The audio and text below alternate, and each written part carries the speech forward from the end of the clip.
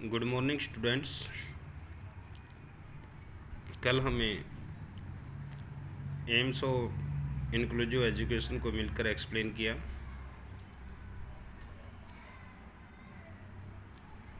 आज हम barrier inclusive educations को मिलकर एक्सप्लेन करेंगे। देखिए, जो बैरियर है, बैरियर किसी भी ऑब्जेक्ट की अचीवमेंट के लिए एक महत्वपूर्ण रोल अदा करता है। ये प्रॉब्लम अथवा बैरियर इस बात की तरफ आइडेंटिफिकेशन करते हैं कि व्यक्ति या समूह एम्स को प्राप्त करने के लिए अभिप्रेरित है या नहीं, तथा वह अपनी पावर तथा कॉम्पिटेंसी से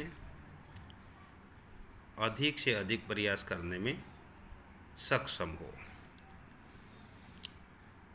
When you leave a foreign country, the language barrier is often the most difficult problem to overcome.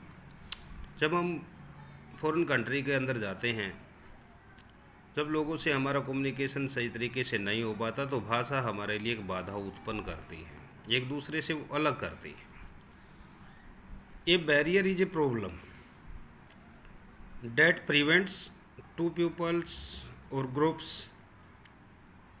from agreeing, communicating or working with each other. बाधा एक ऐसी समस्या है जो दो लोगों या समूह को एक दूसरे के साथ सहमत होने, कम्युनिकेशंस करने या काम करने से रोकती है। एनी फॉर एग्जाम्पल, एक चिड़िया है, अपना घोंसला बनाती है, बार बार परिस्थितियाँ उसके एंटी होती हैं, कभी आंधी आ जाती है तो कभी तूफान आ जाता है, तथा उसके द्वारा किए गए प्रयास उसके घोंसला बनाने में कठिनाई पैदा करते हैं। एक एक तिनका इकट्ठा करती हैं, लेकिन वह फिर भी लगी रहती है और लास्ट में अपना घोंसला बनाकर ही दम लेती है, क्योंकि उसके अंदर की जो प्रेरक शक्ति हैं उसे मोटिवेट करती हैं। चाहे उसके सामने परिस्थितियाँ एंटी ही क्यों ना हो,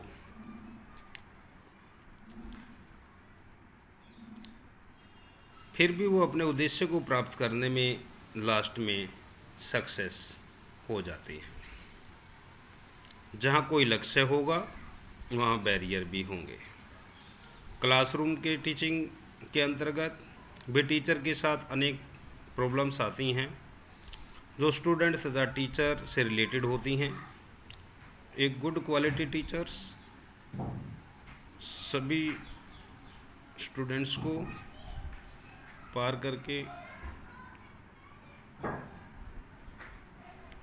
अपने एजुकेशनल ऑब्जेक्ट को एक्सप्लेन करता है तथा उद्देश्य प्राप्त कर सकता है। जहाँ सफलता होगी वहाँ बाधा भी होगी।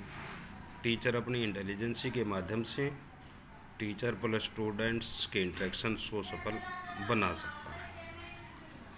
इसलिए बैरियर हमेशा चलते रहते हैं। इंक्लूसिव एजुकेशन के अंदर भी ये बाधा होती हैं, जिनको टीचर अपने विवेक से क्लासरूम के अंदर बढ़िया तरीके से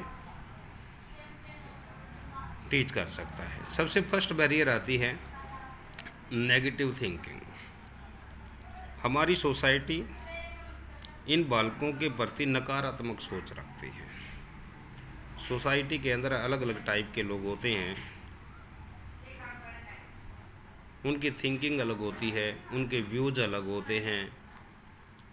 तो जो डिसेबल्ड जो स्टूडेंट हैं, इनके प्रति हमारी सोसाइटी के लोगों की जो सोच है वो नकारात्मक सोच है, नेगेटिव थिंकिंग है, सामान्य शिक्षा के लिए सक्षम नहीं है। ये उन लोगों का मानना है कि जो नॉर्मल बच्चे हैं उनको साथ इन डिसेबल्ड असक्त बच्चों को शिक्षा प्रदान करना सक्षम नहीं है। इसलिए जो नेगेटिव थिंकिंग है वो भी एक बैरियर का रोल अदा करती है। नेक्स्ट है डिस्क्रिमिनेशंस, विभेदीकरण। विभेदन क्या होता है? पेरेंट्स हैं इन बच्चों से मिलने नहीं देते, विभेद करते हैं, भेद करते हैं। एक नॉर्मल जो बच्चा है उसके पेरेंट्स डिसेबल्ड स्टूडेंट से मिलने के प्रति उसको रोकते हैं। कई बार तो ऐसी परिस्थितियां होती हैं वो टीचर को भी एडवाइस दे देते हैं कि आप ऐसे बच्चों से हमारे बच्चों को ना मिलने दें। उसके बाद है third, school education is good alternative. भी जो स्कूल एजुकेशन है, जो special education is good alternative, कि विशिष्ट शिक्षा ही एक अच्छा विकल्प है। लोगों का मानना है कि इन बच्चों को स्पेशल स्कूलों में ही शिक्षा दी जाए, नॉर्मल बच्चों के साथ इनको अटैच ना किया जाए। उनका मानना है कि ये नॉर्मल बच्चों की एजुकेशन के अंदर बाधा उत्पन्न करते हैं, उनको आगे बढ़ने से रोकते हैं। तो उन लोगों का मानना है कि जो विशिष्ट प्रकार के जो स्कूल है, विशिष्ट प्रकार की जो शिक्षा है, विशिष्ट स्कूलों के अंदर ही इन बच्चों को देनी चाहिए, जो भी एक बाधा का रोल अदा करते हैं। नेक्स्ट है inclusive education is just to loss our children. समावेशी जो शिक्षा है उसके द्वारा हमारे बच्चों का लॉस होगा, उससे लॉस होता है। कुछ लोगों की सोच है कि जो समावेशी शिक्षा को अगर हम नॉर्मल बच्चों के साथ इन्वॉल्व करके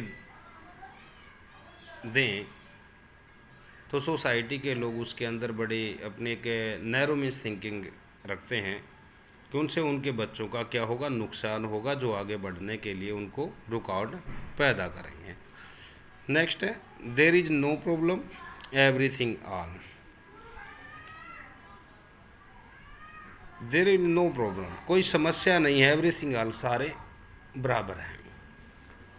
उन उच्च वर्ग के लोगों का मानना है कि उन्हें अलग स्कूलों में शिक्षा देना कोई समस्या नहीं है। सोसाइटी के अंदर भिन्न भिन्न प्रकार के लोग हैं, मतभेद के आधार पर कुछ लोगों का मतभेद है कि उन बच्चों को अलग स्कूलों में ही शिक्षा देना हमारे लिए कोई समस्या नहीं है। नेक्स्ट है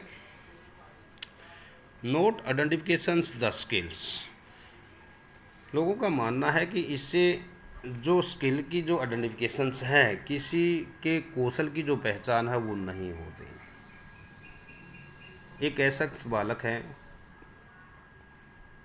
डिसेबल्ड बालक है, क्रिएटिविटी के माध्यम से वो वेरियस फील्ड के अंदर अपना नाम कमा सकता है, उससे उसकी स्किल की पहचान होती है। इंक्लूसिव एजुकेशन का मेजर उद्देश्य है। बट कुछ लोगों की सोच है कि इससे बच्चे की जो कौशल है उसका विकास, कौशल की पहचान नहीं होती, ये और समय को बर्बाद करती है।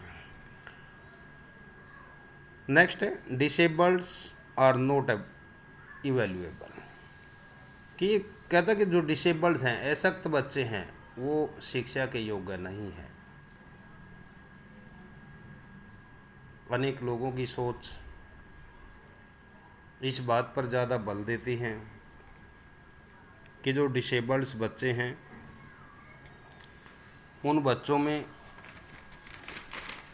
को शिक्षा के योग्य नहीं मानते, उन्हें शिक्षा देने का कोई अधिकार नहीं है। समाज के अंदर उनको एक अलग तरीके की पहचान उनको होनी चाहिए। तो जो लोगों की जो सोच है कि ये एजुकेशन के लिए इलेबल नहीं है, तो ये गलत सोच है जो हमारे इंक्लूसिव एजुकेशन के अंदर एक बाधा उत्पन्न करती है।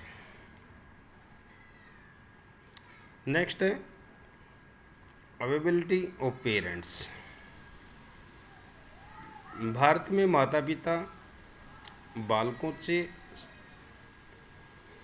उच्च उपलब्धि की आशा करते हैं, बट लेकिन उनकी डेली एजुकेशनल एक्टिविटी में उनके साथ समय बिताने की कोशिश नहीं करते हैं।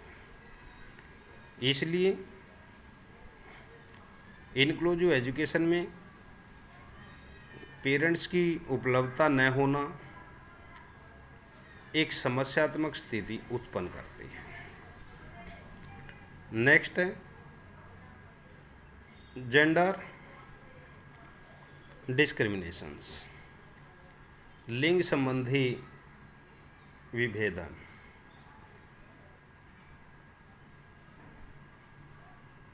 हमारी सोसाइटी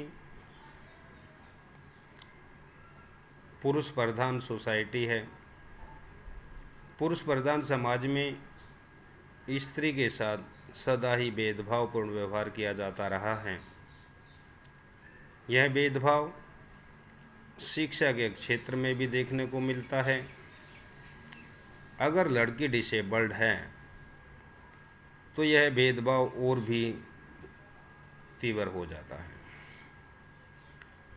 पेरेंट्स तथा सोसाइटी को ये बच्चे बोझ लगने लगते हैं। जेंडर डिस्क्रिमिनेशंस भी एक बहुत बड़ी समस्या पैदा करती है, जो हमारी इंक्लूसिव एजुकेशन के जो उद्देश्य हैं उसको अचीव करने में जेंडर डिस्क्रिमिनेशंस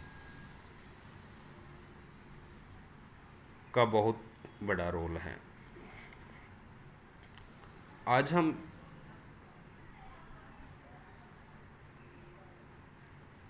इन बैरियर को ही एक्सप्लेन करेंगे। Next day next topic we discuss. Thank you so much.